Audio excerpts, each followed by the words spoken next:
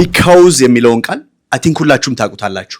because of like እቺ of የምትለው preposition ብትገባበት ምን አይነት ለውጥ ያመጣል? ዛሬ ሁለቱን ዲፈረንስ እናያለን። ኦኬ so the word because እንደምታውቁት ማለት ነው። so እሱን ከምትጠቀሙ ከሆነ አጠገቡ subject እና plus verb ይባላል። ምንድነው ማትስ አታድርገው like let's do the example right ማትስ እንዳይሆንባችሁ እቺን ተጠቀሙ።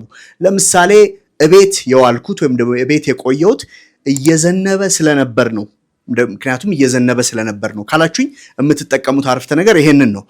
I stayed home because it was raining ነው። ኦኬ I stayed home because it was raining። ኦኬ በዝናቡ ምክንያት ነው እቤት የቆየሁት ወይም ደግሞ እቤት የነበርኩት ካላችሁ ደግሞ ምን ይሆናል ማለት ነው? because of ነው የሚመጣው እዚህ ጋር I stayed home because of the rain። ይሄ ምን ማለት ነው?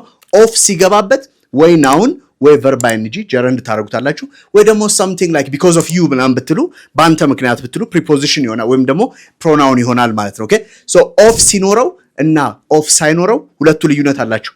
ካልገባችሁ አንድ ሌላ አረፍተ ነገር እንጨምራለን። አሁን የምንለው ምንድነው?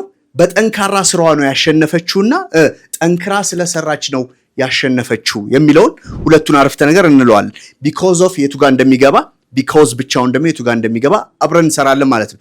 የመጀመሪያው በጠንካራ ስራዋ ነው ያሸነፈችው። ስለዚህ ምን እንለዋለን? she won because of ብለን her hard work አይደል? her hard work በጠንካራ ስራዋ ነው። እሺ ጠንክራ ስለሰራች ነው ያሸነፈችው ደግሞ ምን ይሆናል? she won because she worked hard ወይም ደግሞ she worked so hard ትሉታላችሁ። ይሄ ደግሞ ምን ማለት ነው? because she worked so hard she subject ነው work የሚለው ደግሞ verb ነው ማለት ነው። እንዲያረጋችሁ ታስቀምጣላችሁ። የእናንተ አሳይመንት አለ። በአንተ እርዳታ እዚህ ደርሻለሁና ኦኬ አንተ ስለረዳኸኝ እዚህ ደርሻለሁ የሚሉ ሁለት አረፍተ ነገሮችን ማለት ነው።